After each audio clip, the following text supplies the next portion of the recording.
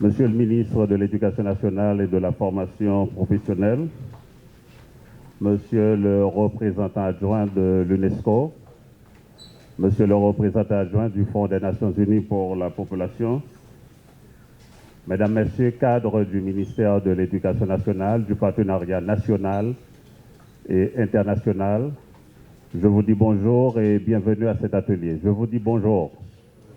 Bonjour. Voilà, il faut démarrer tout ça avec énergie, avec force, engouement et détermination. Cet atelier devrait marquer un moment fort dans la consolidation du secondaire rénové en Haïti. Ancré dans la réforme Bernard, nous avons connu la phase d'expérimentation et la phase de généralisation du secondaire rénové. Chacune de ces étapes, l'expérimentation, la généralisation, avait soulevé des doutes légitimes. Il y en avait qui ne croyaient plus. On disait que le système n'était pas prêt, le pays n'était pas prêt. Et en dépit de tout ça, le ministère de l'Éducation nationale s'était lancé. Nous avons marché depuis lors sur la broussaille.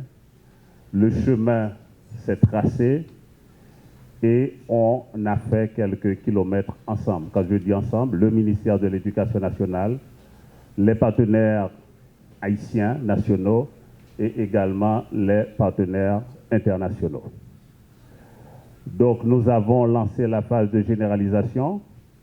On a la filière d'enseignement général qui s'est mise en place.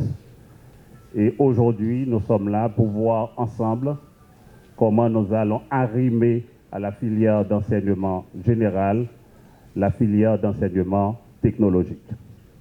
C'est un travail qui concerne tout le pays, c'est un travail qui concerne la société haïtienne, c'est un travail qui concerne tous les éducateurs, c'est un travail qui concerne l'école haïtienne, c'est un travail qui concerne également ceux de la communauté internationale qui sont toujours aux côtés du ministère de l'Éducation nationale et de la formation professionnelle. Une fois de plus, nous tenons à vous remercier parce que vous êtes là avec nous. Vous avez réaffirmé votre engagement, votre détermination à avancer avec le ministère de l'Éducation nationale. Nous sommes bien contents de ce geste de solidarité, d'accompagnement. Et une fois de plus, nous misons sur votre engagement, votre détermination pour pouvoir vraiment développer cette filière, la filière d'enseignement technologique. Vous savez que dans ce pays, on a une jeunesse qui est très débrouillarde. La jeunesse scolaire, elle est très débrouillarde. Cette jeunesse ne nous attend pas. Cette jeunesse s'est déjà lancée dans certains métiers. Cette jeunesse s'est déjà lancée dans la construction de certaines entreprises économiques. Donc, nous sommes là pour aller vers cette jeunesse, parce que cette jeunesse a déjà pris le devant. On les voyait, je ne peux pas dire on les voit parce qu'ils ne sont plus devant la cathédrale de Port-au-Prince, mais on les voyait à l'œuvre devant la cathédrale de Port-au-Prince dans le domaine de la technologie. On les voit à l'œuvre devant les entreprises de télécommunications. On les voit à l'œuvre à travers les rues de Port-au-Prince. Vous avez un téléphone là. Il y a des jeunes qui peuvent réparer ce téléphone, mais qui n'ont jamais été à l'école, n'ont jamais appris ça. Donc ils ont fait ça sur le tas.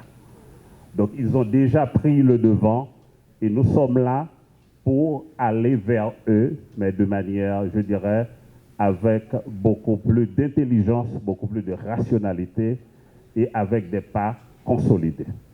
Donc une fois de plus, merci. Je vous dis bonjour, bienvenue. Et je vais lancer cette série d'interventions. Nous allons écouter tout d'abord le directeur de l'enseignement secondaire au niveau du ministère de l'Éducation nationale. C'est l'entité technique du ministère qui est chargée quand même de la conduite de ce dossier. Nous allons écouter le directeur Miguel Fleury-Jean. Monsieur le ministre de l'Éducation nationale et de la formation professionnelle, le professeur Antoine Augustin, monsieur le représentant de l'UNESCO, le représentant adjoint, je parle, monsieur Kadim Silla, monsieur le représentant adjoint de l'UMFPA, Fonds des Nations Unies pour la population, M. Jean-Pierre Makelele, Mesdames, Messieurs les coordonnateurs de pôle du ministère, les coordonnateurs départementaux, les directeurs techniques, les associations et syndicats d'enseignants, les membres de la grande presse nationale et internationale, les associations d'enseignants, et également nous parlons des associations des secteurs religieux. Point besoin d'exprimer ma joie et mon profond sentiment de responsabilité de vous voir aujourd'hui à l'occasion de l'ouverture de l'atelier de la filière d'enseignement technologique. Ces minutes éternelles marquent une étape significative dans notre engagement à promouvoir une éducation de qualité adaptée aux besoins de notre société en pleine mutation. Cette nouvelle filière, prévue dans la réforme Bernard et réitérée dans les documents de la Commission pour la réforme du secondaire et d'orientation du secondaire, va jouer un rôle crucial dans la démocratisation de l'offre de formation de nos jeunes. Elle leur offre non seulement des compétences pratiques, mais aussi une compréhension approfondie des enjeux techniques, technologiques qui façonnent notre monde. Dans un contexte où l'innovation et la technologie sont au cœur de la croissance économique, il est impératif que nos jeunes soient préparés à relever les défis de demain. Cet atelier est une occasion unique d'explorer les différentes facettes de l'enseignement technologique. Nous aurons l'opportunité d'échanger des idées, de partager des expériences et de développer des stratégies qui permettront d'enrichir notre approche pédagogique. Je tiens à remercier tous ceux qui ont contribué à l'organisation de cet événement, notamment l'UNESCO et le Fonds des Nations Unies pour la population, ainsi que les intervenants et éventuels partenaires qui nous rejoindront immanquablement et partageront opportunément leur expertise avec nous. Notre attente démesurée de vous voir participer activement aux discussions et aux activités prévues est une garantie assurée. Votre engagement manifeste est aussi essentiel pour faire de cet atelier un succès et pour implanter résolument notre filière d'enseignement technologique. Ensemble, nous pouvons bâtir un avenir où nos élèves seront non seulement des consommateurs des technologies, mais aussi des créateurs et des innovateurs. En conclusion, il ne me reste qu'à souhaiter que cet atelier soit une source d'inspiration et de motivation pour chacun d'entre vous. Je vous remercie de votre attention et vous souhaite un excellent atelier. Merci.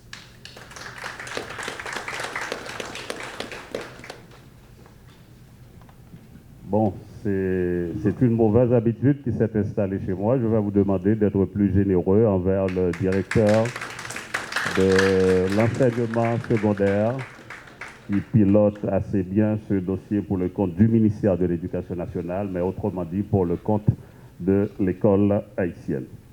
Donc nous allons écouter à présent le représentant adjoint du Fonds des Nations Unies pour la population en Haïti. On parle de la représentation haïtienne. Il s'agit de M. Jean-Pierre Makelele.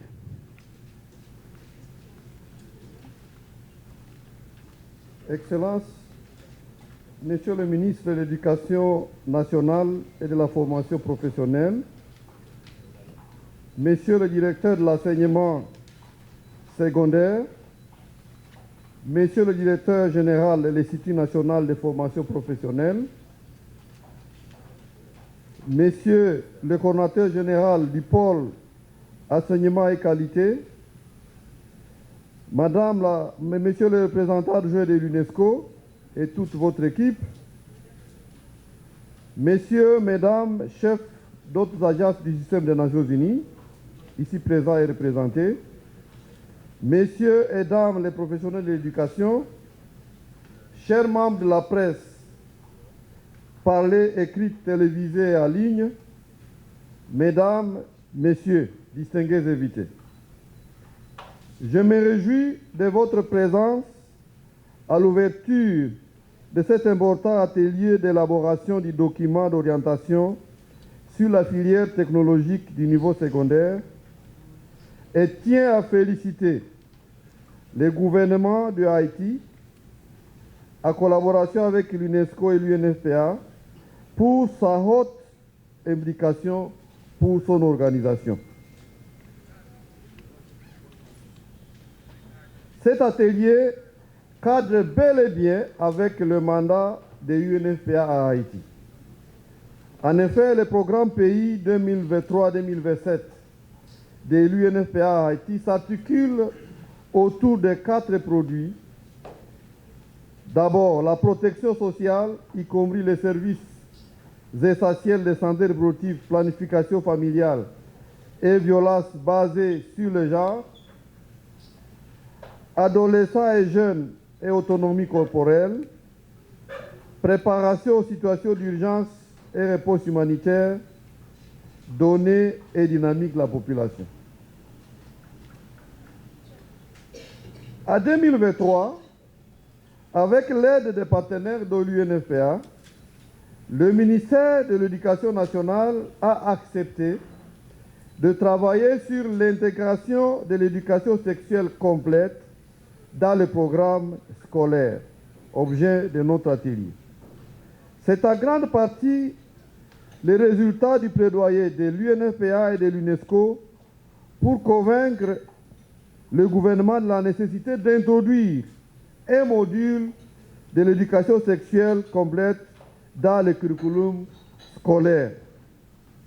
L'orientation du programme scolaire qui amorce la réforme du curriculum est accompagnée par d'autres structures du ministère comme l'offre nationale du partenariat en éducation et le centre de formation des cadres de l'éducation.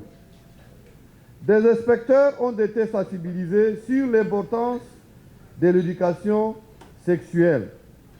Les capacités nationales ont été renforcées pour la préparation aux situations d'urgence et l'assistance humanitaire en matière de santé sexuelle et reproductive et de prévention et réponse à la violence à l'égard des femmes dans les communautés touchées grâce à la formation des acteurs humanitaires, à la fourniture de kits post-viol, à l'établissement et au renforcement d'espaces sûrs pour les femmes. Et cela a permis de renforcer la fourniture de services de qualité. À la fin de 2023, 15 006 femmes, adolescents, jeunes et hommes, y compris les personnes vivant avec handicap, ont eu accès à des services de santé sexuelle et reproductive et de lutte contre les violences basées sur le genre dans un contexte humanitaire, y compris les transferts d'argent en espèces, conformément aux principes de programmation de l'UNFPA. Les principaux acteurs communautaires, incluant l'unité nationale de gestion des urgences humanitaires, sont au courant du dispositif minimum d'urgence en santé reproductive et sont en mesure de l'intégrer dans l'intervention humanitaire.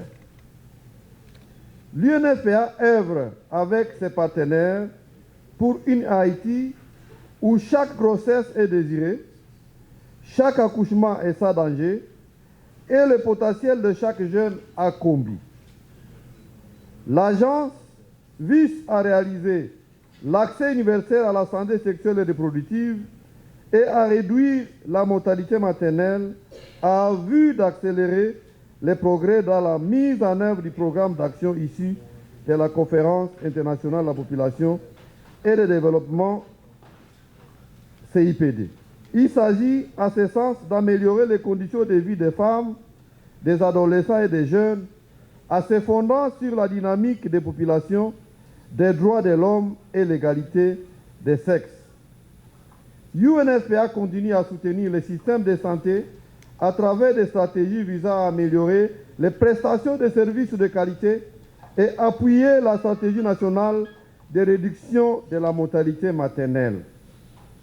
Toutes ces interventions à l'encontre des violences faites aux femmes et aux filles s'alignent à la fois à la politique égalité femmes-hommes 2014-2030 et sur la stratégie de lutte contre les violences faites aux femmes et aux filles 2017-2027.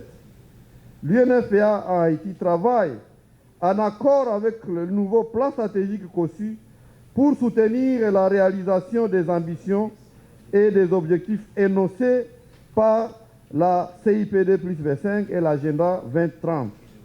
L'UNFPA continue à œuvrer au profit des populations en Haïti dans un contexte marqué par une aggravation de la situation humanitaire. L'intégration de l'éducation sexuelle complète dans le curriculum scolaire de Haïti est une grande avancée. Avancée pour fournir des services vitaux de santé sexuelle et reproductive et de lutte contre la violence basée sur les genres à Haïti, ce qui nous permettra d'améliorer tous les indicateurs irrélatifs. Les besoins nécessitent un financement pour renforcer l'accès à des services intégrés de santé sexuelle et reproductive, notamment des services et des fournitures essentielles contre la violence basée sur les genres pour les femmes et les filles.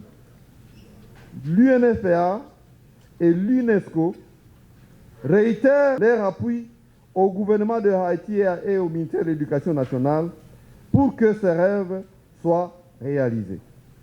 Je souhaite plein succès aux travaux de cet important atelier et souhaite une participation active de tous. Je vous remercie.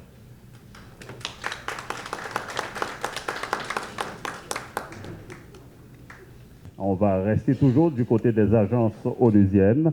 Nous allons écouter à présent le représentant adjoint de l'UNESCO, M. Kadim Silla.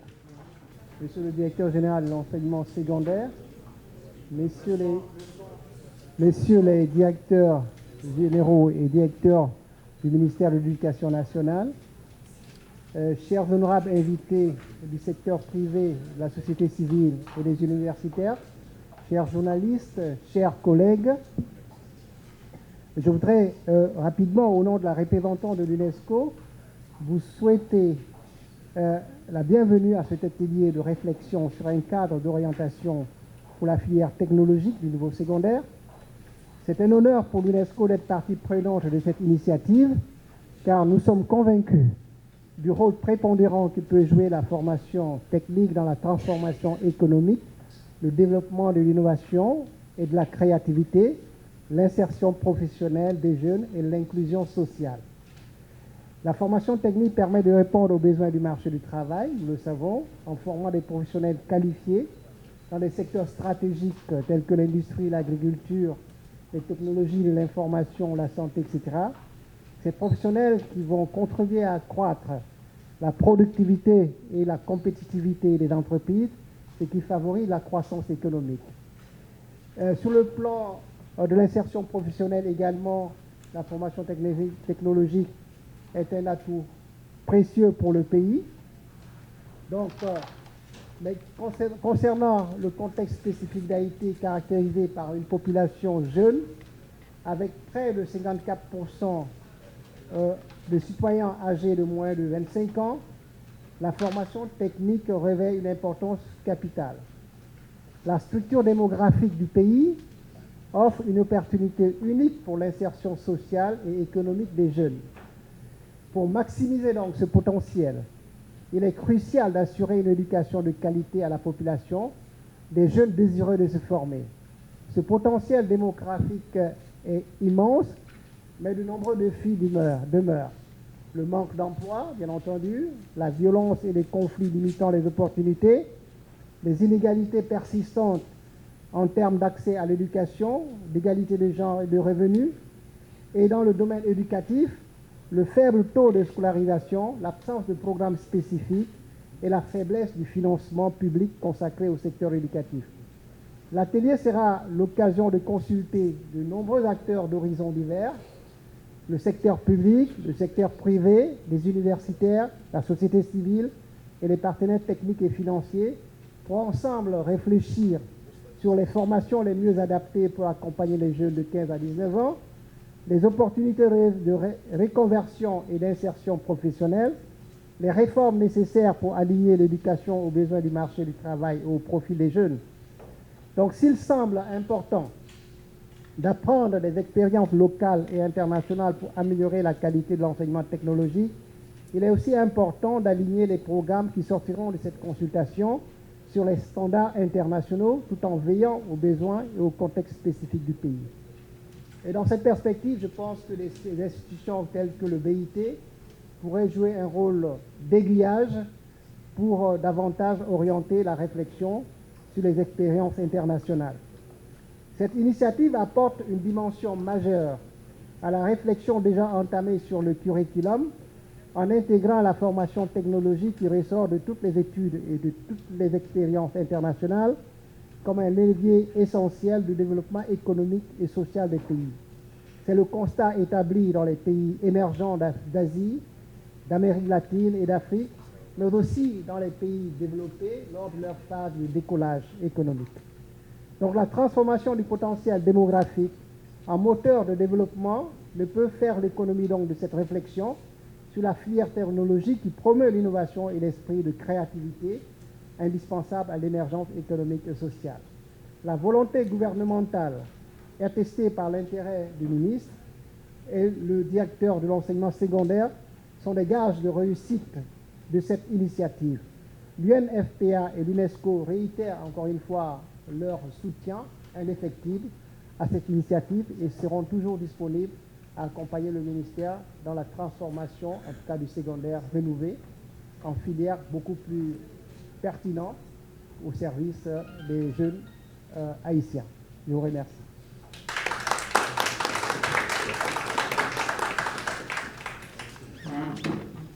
Voilà pour les mots prononcés par le représentant adjoint de l'UNESCO, le professeur Kadim Silla. Et à présent, nous allons écouter le ministre de l'Éducation nationale et de la formation professionnelle, le professeur Augustin Antoine, qui un temps, comme consultant, comme directeur technique, avait veillé à la couvaison du programme du secondaire rénové.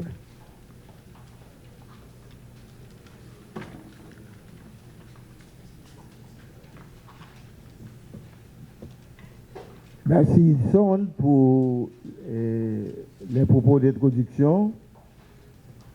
Madame l'inspectrice générale du ministère de l'Éducation nationale et de la formation professionnelle, Nadine Henry, Monsieur le représentant de l'UNESCO, Kadim Silla, Mesdames, Messieurs les partenaires de la coopération bi- et multilatérale, Monsieur le représentant adjoint de l'UNFPA, Mesdames, Messieurs les coordonnateurs de pôle, les directeurs techniques du ministère,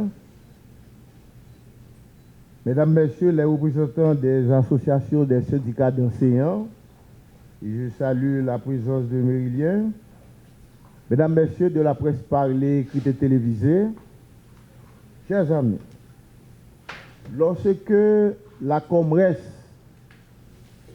Commission multisectorielle de rénovation du secondaire, a remis en 2000 son rapport au ministre d'alors, le professeur Paul-Antoine Bien-Aimé. Ce rapport a été acheminé à la direction de l'enseignement secondaire que je dirigeais pour la mise en œuvre des principales conclusions. Et dès lors, nous avons monté le programme du secondaire. Et dans ce rapport, alors, soulignons rapidement que la commission multisectorielle du secondaire a été présidée par l'actuel recteur de l'université Quisqueya, Jackie Lumac. Quand j'ai lu le rapport, j'ai compris qu'il fallait adresser un problème principal, qui est celui de la mutation de la société haïtienne vers quelque chose d'autre, quelque chose que nous ne pouvons pas nommer actuellement. Est-ce qu'on s'achemine vers la société moderne, industrielle? Mais en tout cas, la société haïtienne, depuis déjà une trentaine d'années, s'engage dans un mouvement parfois illisible, incompréhensible de mutation. Et avec elle, l'école. L'école haïtienne n'est plus qu'elle fut il y a 50 ans. N'est plus qu'elle fut du temps où moi-même j'étais élève. Parce que à cette époque-là, dans la société haïtienne, il y avait 4 métiers porteurs. Il y avait le droit, le sciences juridiques, la médecine, l'agronomie et le génie. Et chacun de nous, pour ceux-là qui ont plus de 50 ans, je suis de ceux-là, et voyait l'une de ces filières. Donc la rénovation du secondaire, ce n'est pas la réforme, c'est la rénovation, c'est-à-dire l'actualisation des programmes du secondaire pour les adapter à la réalité qui nous environne, la Caraïbe et l'Amérique latine, et par extension le monde. D'une part, et d'autre part, la rénovation du secondaire cherchait à adresser le problème de l'insertion des jeunes. Dans une étude publiée par le ministère de la Jeunesse et des Sports et de l'Action civique en 1998, il a été clairement démontré que, à l'époque, en termes de démographique, parce que notre ami Silla vient d'évoquer le poids démographique de la jeunesse, qui est un bonus démographique, il a été démontré que la société haïtienne d'alors avait 46% de jeunes âgés entre 15 et 30 ans, 22% âgés de 0-15 ans. Quand on additionne ces deux tranches d'âge, on voit que Haïti est un pays jeune. Mais une jeunesse désorientée, une jeunesse qui n'est pas organisée politiquement, mais une jeunesse surtout qui est appauvrie, qui est déboussolée, qui est en situation de désarroi. Donc la rénovation du secondaire cherchait à adresser le problème de l'insertion socio-professionnelle des jeunes. Donc, c'est l'adéquation entre la formation et le marché de l'emploi.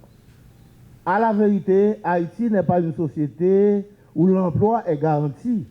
L'État n'emploie que 110 000 personnes et le secteur privé environ 60 à 50 000. Donc il y a les formels, il y a les autres activités et les emplois précaires. Ce qui fait que l'école se trouve dans l'obligation d'adresser ce problème. Quelle formation pour quelle jeunesse, pour quel pays, au service de quel développement? Une façon pour vous dire que la rénovation du secondaire, dont le directeur de l'enseignement secondaire l'a évoqué, dont la filière d'enseignement général adressait d'autres problématiques, comme quoi les talents que nous avons dans les écoles, mais n'adressait pas encore le problème de l'intégration des jeunes. Il est vrai, une filière d'enseignement technologique tournée vers l'innovation, c'est une filière qui, normalement, devrait préparer les jeunes à s'insérer dans le marché du travail. Mais à Haïti, le marché du travail n'est pas là. Ce qui fait que, par la formation technologique, les jeunes devraient devenir des entrepreneurs. C'est-à-dire, c'est eux qui demain vont créer la richesse d'Haïti. En plus qu'ils ont une formation technique, mais en termes de vision, nous cherchons à sortir de l'école la tête bien pleine, la tête bien faite, pour entrer dans une école utilitaire. À quoi ça sert que les élèves connaissent toutes les formules de mathématiques par cœur, si en bout de ligne, ils ne savent pas quelle est l'utilité pratique d'une formule de mathématiques? À quoi ça sert? Donc nous cherchons, par cette filière, à permettre aux jeunes d'avoir un métier et à interpeller la société pour que justement il y ait un accompagnement. Et par extension, nous cherchons aussi à offrir à cette société la possibilité de se recréer. Rappelons, une société est société lorsqu'elle est capable de se revoir, de se regarder, de regarder son action, de se redéfinir. Donc, vous savez, la relation qu'il y a entre formation et société, c'est la société qui a créé l'école pour répondre à ses besoins. Quels sont ses besoins? Besoin de connaissances, besoin de personnes ressources, personnes qualifiées, besoin d'innovation. Or, attention, nous sommes dans un contexte où le monde s'engage vers d'autres perspectives, d'autres paradigmes. Au moment de la révolution industrielle, ce que 100 millions d'hommes pouvaient faire en 100 ans, la machine le faisait en un mois. Mais la machine remplaçait le bras de l'homme. La révolution postmoderne, ou la société post-industrielle, c'est l'ordinateur qui nous remplace. Avec l'intelligence artificielle, la machine nous remplace carrément. Donc c'est le moment pour nous de nous arrêter, de regarder l'école, de lui donner une autre orientation en fonction des besoins du pays, en fonction du devenir du pays. En clair, nous sommes en train de poser les jalons pour l'Haïti de demain. Donc, je ne vais pas être long. Ce rappel sociologique est là pour situer le contexte, pour placer l'école dans son contexte environnemental, la Caraïbe, régional, l'Amérique latine, l'Amérique du Nord, mondial, mais aussi pour situer l'école haïtienne qui est en train de se chercher, une école qui se cherche, et ce n'est pas accident que nos jeunes partent, fuient, parce qu'ils ne peuvent pas vivre là. Il n'y a pas de perspective. La tête bien faite, la tête bien pleine, ce paradis scolaire, il faut l'abandonner. Pour entrer, les Chinois vous disent, et la tête, et le cœur, et les mains. Voilà la Chine aujourd'hui. Donc, je vais vous remercier d'abord de votre présence. Et tous ceux et celles parmi vous qui sont là pour participer à ces débats, je vous dis vraiment au nom du ministère et au nom du gouvernement, merci. J'espère que les discussions seront porteuses. Nous attendons enfin qu'à l'issue de cet atelier, que le document qui en sortira puisse servir d'orientation et de mise en œuvre véritable de la filière technologique. Je remercie le directeur Miguel qui porte le dossier. Quand Miguel est arrivé au ministère, j'étais moi-même directeur de l'enseignement secondaire. Il avait 25 ans. Sa première tâche, c'était de lui confier l'organisation des examens du baccalauréat. Voilà qu'il est devenu directeur. Peut-être dans quelques années, il prendra ma place. Parce qu'inexorablement, je m'en vais. Surtout que je suis dans un gouvernement de transition. 18 mois, il me reste 18 ou 17 mois. Et là, Miguel, nous allons vraiment mettre les bouchées doubles, interpeller le gouvernement pour qu'il prenne en main ce dossier, pour que nous ayons avec les partenaires le financement nécessaire et pour qu'enfin l'école haïtienne puisse mettre en œuvre cette filière technologique parce que maintenant, dans ce monde qui nous environne, on ne peut pas vivre sans technologie. Merci à vous tous et à vous toutes de votre attention.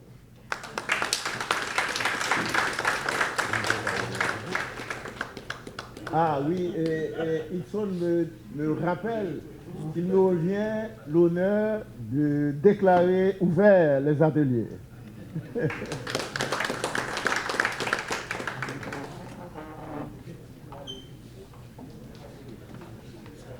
Voilà, c'est la fin de cette première partie.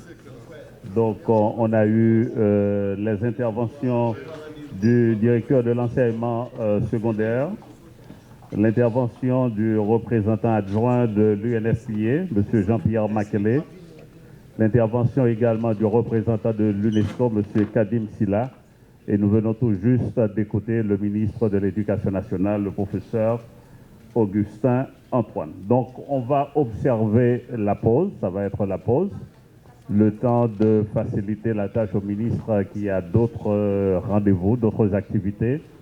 Donc, nous allons avoir une pause d'une vingtaine de minutes, Vanessa. Ouais. Et nous vous prions de vous lever et de faire ça table par table pour pouvoir mettre un peu d'ordre dans tout ça. Donc voilà, merci de votre temps, de votre disponibilité.